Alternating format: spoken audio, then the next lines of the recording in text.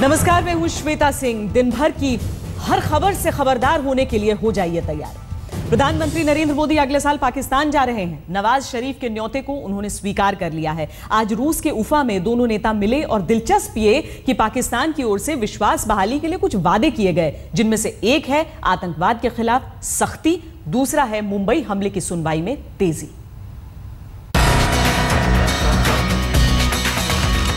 एक अजीब सा रिश्ता है ये, जहां दुश्मनी के लंबे वर्षों में दोस्ती के कुछ दिन, कुछ महीने भी निकल आते हैं। पड़ोसी देश पाकिस्तान से अभी हाल तक तल्खियां ही थीं कि रूस के उफा में गर्मजोशी से दोनों प्रधानमंत्रियों के हाथ मिल गए। पाकिस्तान से सार्क सम्मेलन में आने का न्योता आया, भारत से हामी मिली। अब नरेंद्र मोदी अगले साल पाकिस्तान जाएंगे। पाकिस्तान ने मान लिया है कि इस ट्रायल को एक्सपेडाइट करना चाहिए, करना होगा। और दूसरी जो वॉइस सैंपल्स हैं, जिसके बेसिस पे हमने लश्कर तैयबा के खिलाफ जो केस बनाया था, जो सबूत दिया था पाकिस्तान को, पाकिस्तान वो भी मान चुका है कि हाँ, अब वॉइस सैंपल्स को हम एक्सचेंज करेंगे और एक्सेप्ट करेंगे। यूं तो कई मर्तबा ऐसे ही हाथों का मिलना होता रहा, दोस्ती की नई शुरुआत के भरोसे जगाए गए, लेकिन मस होती हथेलियों से दूर संगीनों के साए भी लहराते रहे। इस बार फिर से भरोसा जगा है कि बातचीत आगे बढ़ेगी, क्योंकि पाकिस्तान ने दहशतगर्दी को उसी चश्मे से देखने का वादा किया है जिस चश्मे से भारत देखता है, और ये उम्मीदें भी बधाई हैं कि मुंबई हमले के मामलों की सुनवाई तेज होगी। Both sides agreed to discuss ways and means to expedite the Mumbai case trial, including additional information like providing voice samples. दोनों देशों के बीच की बैठक में यह तय हुआ कि भारत और पाकिस्तान के राष्ट्रीय सुरक्षा सलाहकार जल्द ही दिल्ली में मिलेंगे। बीएसएफ और पाकिस्तानी रेंजर्स भी मिलते रहेंगे ताकि तनाव दूर होता रहे। लेकिन बरसों से धोखा खा रहे भारत में इस मुलाकात को लेकर सवाल हैं, क्योंकि उन्हें हाथ मिलाने जाने के साथ ही बंदूकों के घोड़े दबा दिए जाने की हकीकत भी मालूम है।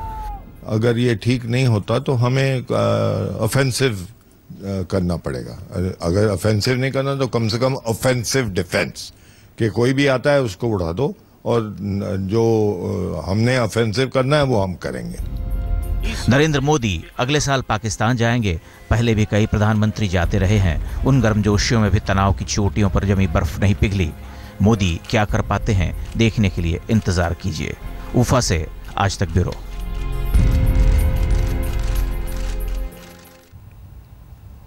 रूस में नरेंद्र मोदी और नवाज शरीफ तीसरी बार एक दूसरे से मिले हैं। मोदी के शपथ ग्रहण पर शरीफ अपनी फौज के विरोध के बावजूद भारत आए थे। वो पहली मुलाकात थी। दोनों ने हैदराबाद हाउस में करीब 30 मिनट तक बातचीत की थी। नवंबर 2014 में नेपाल में सार्क समिट के दौरान दोनों एक बार फिर मिले, लेकिन तब द्विपक्षीय बातचीत नहीं हुई थी। वहां तो पहली दफा जब दोनों की मुलाकात हुई तब दोनों एक दूसरे को देखकर गर्मजोशी भी उन दोनों ने नहीं दिखाई थी। बाद में हालांकि चंद मुस्कानें जरूर नजर आई। लेकिन एक बात हमेशा देखने में आती है, वो ये कि जब जब नवाज शरीफ और नरेंद्र मोदी मिलते हैं तब सरहद पर कुछ न कुछ पाकिस्तान की तरफ से जरूर होता है। 8 महीने से भारत और पाकिस्तान के बीच संवाद के दरवाजे बंद थे। अब मोदी ने एक बार फिर खुद आगे बढ़कर रिश्ते पर जमी बर्फ को पिघलाने की कोशिश की है। लेकिन सवाल यह है कि इन 8 महीने में सरहद की सूरत कितनी बदली। आंकड़ों पर गौर करें तो जुलाई 2014 से जुलाई 2015 तक सीज फायर के 800 मामले सामने आए। 10 भारतीय सैनिकों की मौत हुई, 16 बेकसूर नागरिक मारे गए, आम लोगों की संपत्ति का भी नुकसान हुआ। सूत्रों के मुताबिक नवाज शरीफ से बातचीत की पहल भारत की तरफ से हुई, यानी दोस्ती का हाथ नरेंद्र मोदी ने आगे बढ़ाया। यह मोदी का पाक के प्रति रुख में बड़ा बदलाव इसलिए भी माना जा रहा है कि जब भी पाक का सवाल आया, मोदी ने तल्ख रवैया ही अपनाया। हमारा दुर्भाग्य है कि हमारे पड़ोसियों की मानसिकता ने युद्ध करने की तो ताकत खो दी है, लेकिन प्रॉक्सी वॉर के माध्यम से निर्दोष नागरिकों को मारने का सिलसिला चला रहा है। कितने निर्दोष लोगों को मार दिया जा रहा है। आप कल्पना कर सकते हैं, जो पाकिस्तान आए दिन हिंदुस्तान को परेशान करता रहता है, नाको दम ला देता है, टेररिज्म को बढ़ावा की घटनाएं घटती रहती है, 90,000 सैन्य उसके कब्जे में था। अगर विकृत मानसिकता होती तो पता नहीं निर्णय क्या करता। हमने बांग्लादेश के विकास की चिंता की, बांग्लादेश के स्वाभिमान की चिंता की, बांग्लादेश की धरती का उपयोग हमने पाकिस्तान पर गोलियां चलाने के लिए नहीं किया। मैं पाकिस्तान से मित्रता और सहयोग बढ़ाने के लिए पूरी गंभीरता से शांतिपूर्ण वातावरण में बिना आतंक के साये के साथ द्विपक्षीय वार्ता करना चाहता हूं।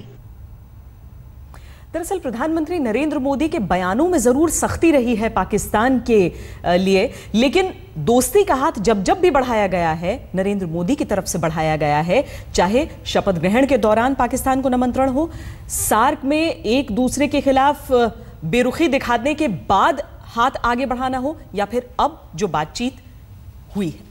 हमारे साथ भारतीय जनता पार्टी के प्रवक्ता एमजे अकबर जुड़ रहे हैं। अकबर साहब, 8 महीने में ऐसा क्या बदला है कि मोदी शरीफ से मुलाकात के लिए तैयार हो गए, पाकिस्तान जाने के लिए तैयार हो गए? देखिए, बात उस वक्त होती है जब माहौल जो है बात के लिए बनाई जाती है। आपको याद होगा कि जो बात टूट गई थी तो कुछ माहौल का भी उसका असर था, लेकिन ये बात छोड़िए, जो बड़ी बात हुई है वो ये हुई है कि दोनों मुल्क के संबंध अब फिर उस तरफ जा रहे हैं जिस तरफ मोदी जी का एक विज़न था। आते ही जब उन्होंने सार्क के सारे प्राइम मिनिस्टर्स और लीडर्स को बुलाए थे अपने स्वेरिंग इन सेरेमनी में, नवाज शरीफ जी को भी बुलाया था, तो वो एक विज़न लेके बनाया था कि जो इतने सार्क नेशन हैं वो एक बेसिस, उनके बीच में जो कोऑपरेशन है वो एक बेसिस बन सकता है इकोनॉमिक प्रॉस्पेरिटी का। लेकिन इस इकोनॉमिक प्रॉस्पेरिटी के लिए अमन चाहिए, तो अमन के लिए जो चीज़ें करनी चाहिए उसके ऊपर एक समझौता हो कि भाई टेररिज्म के ख़िलाफ़ हम मिल के लड़ेंगे। ये सब बातें जो हैं हम कर रहे हैं, जो हमारी डिप्लोमेटिक एफ़र्ट्स चारों तरफ जो मोदी जी इतना खून पसीना बहा रहे हैं उसका असर हो रहा है। लोग समझ रहे हैं कि अमन चाहिए और अमन के साथ ही तरक्की आती है। नहीं, नरेंद्र मोदी की जो विदेश नीति है खासकर बाकी देशों के संदर्भ में वो काबिले तारीफ भी है, समझ में भी आती है, लेकिन पाकिस्तान के साथ जो नीति है वो कारगर ही नहीं हो पाती, पाकिस्तान को साध नहीं पा रहे हैं। वाजपेयी लाहौर गए थे, मोदी अब पाकिस्तान जाने के लिए तैयार हैं। क्या मोदी कूटनीतिक मोर्चे पर एक नई लकीर खींचना चाहते हैं? देखिए, 2016 में जो होगा सो होगा, ये आपकी बात सही है कि मौका तो फिर से एक जैसे वातावरण बन रहा है, एक ऐतिहासिक मौका है, लेकिन हमें ख़ास तौर पे हमारे दो मुल्कों के रिलेशंस पे ज़्यादा छलांग नहीं मारना चाहिए। एक एक कदम करके हम आगे चलें तो ही मैं समझता हूँ उसी में सुविधा होगी। और मैं दोनों लीडर्स को जो इन्होंने आज अचीव किया है बातचीत के ज़रिए, मैं समझता हूँ कि दोनों देशों से एक हार्दिक मुबारकबादी जो है लाजमी है। ईमानदारी पाकिस्तान की तरफ से नजर नहीं आती, इसीलिए कैसे नहीं उनकी मंशा पर हम सवाल उठाएं, क्योंकि नरेंद्र मोदी के साथ वो दिक्कत नहीं है। भारत में जो प्रधानमंत्री है वो सबसे ताकतवर है, लेकिन पाकिस्तान में मालूम है कि उनके ऊपर सेना है और सेना के इशारे पर क्या क्या हो सकता है। वहां से जिस तरीके से फायरिंग शुरू हो जाती है, आप ही बताइए, सीमा पर लगातार घुसपैठ हो रही है, पाकिस्तान के रवैये में रत्ती भर फर्क नहीं आया है। दौरे की अहमियत क्या समझें हम? देखिए, जो NSS की बातचीत हो रही है ना, वो स्टेबिलिटी ऑन बॉर्डर लाने के लिए बातचीत हो रही है। जो DGMs की भी वहाँ पे BSF और उनके जो रेंजर्स हैं उनके बीच में जो बातचीत होगी, तो इससे हमारी उम्मीद हम ज़रूर रख सकते हैं कि ये रवैया है जो बदल सकता है। बहुत शुक्रिया एमजे अकबर जी हमसे बातचीत करने के लिए। कूटनीति से राजनीति की तरफ चलते हैं। बीजेपी अध्यक्ष अमित शाह का कहना है कि नरेंद्र मोदी के रूप में देश को पहला OBC प्रधानमंत्री देने वाली पार्टी बीजेपी है और देश का सबसे ज्यादा OBC मुख्यमंत्री देने वाली पार्टी भी बीजेपी ही है। और सबसे पहला प्रधानमंत्री अगर देश को किसी ने दिया है तो वो भी भारतीय जनता पार्टी ने दिया है। मगर सबसे ज्यादा OBC मुख्यमंत्री अगर कोई पार्टी ने दिया है तो भारतीय जनता पार्टी ने दिया है।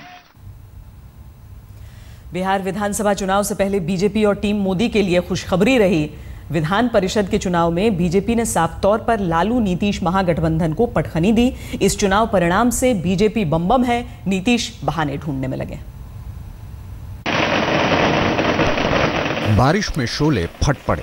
पटना बीजेपी के दफ्तर में जीत का जश्न मना तो गीली जमीन उत्साह के बारूद से महक उठी।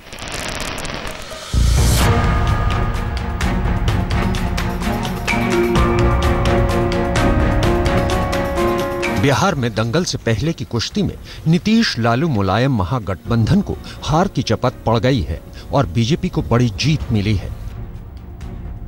7 जुलाई को हुए विधान परिषद के चुनाव में बीजेपी ने 12 सीटें हथिया ली हैं और 2 सीटें निर्दलियों के पल्ले में गई हैं।